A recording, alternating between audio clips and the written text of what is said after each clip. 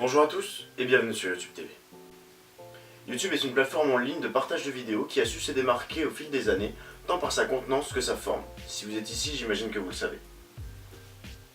On a aujourd'hui une étendue ahurissante de styles et de contenus différents qui permet une grande diversité au sein du site.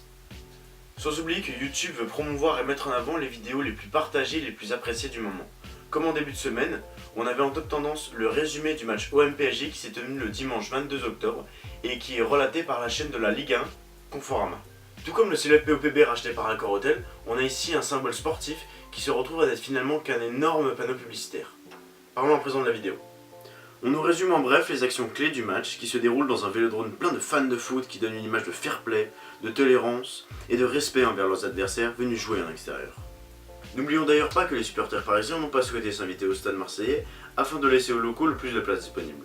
Ah non, ils ont juste été interdits de stade pour éviter encore des débordements. Bref, on voit une action, un but de Marseille, un pour Paris, encore un but pour Marseille, une faute, puis le but final de Paris qui permet de ne pas perdre la face à leurs rivaux qui, comme nous le rappelle le commentateur, n'ont pas gagné de Classico depuis 6 ans.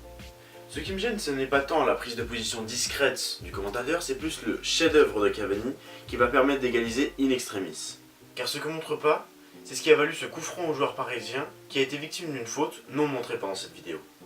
On voit à ce moment-là Cavani qui semble perdre l'usage de ses jambes en un seul contact, tel un James McAvoy dans X-Men le commencement.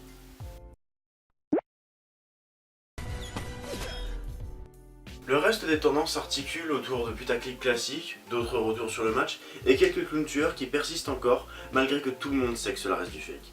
Et parmi tout cela, il y a cette vidéo intitulée « À 2 ans, il sauve son frère jumeau coincé sous une commode ». Je vous l'ai jugé après avoir regardé.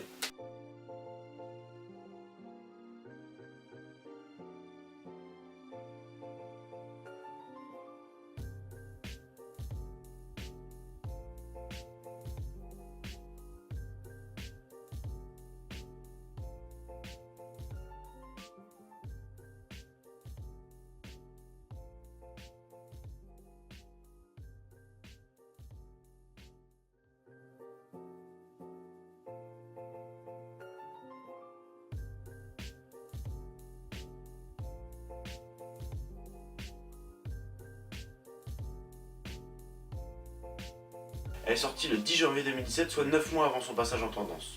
Comme vous avez pu le constater, c'est le bébé coincé qui s'est presque sorti tout seul de là après que son frère soit monté sur la commode et qui, même après avoir compris la situation, a hésité un petit peu le temps de peser le pour et le contre d'une vie sans son double physique. Il décidera enfin d'aider son jumeau après que celui-ci ait presque passé 2 minutes à se faire écraser par le meuble. Comme quoi les meubles, c'est pas toujours innocent. Le problème de cette vidéo, c'est qu'elle sent le fake, ou du moins la mise en scène du côté des parents. Pas de barrière au lit, les enfants sont seuls, la commode est vide, et cette caméra... Je comprends que certains parents veuillent filmer leurs enfants dans leur chambre, ce qui donne parfois lieu à de superbes films.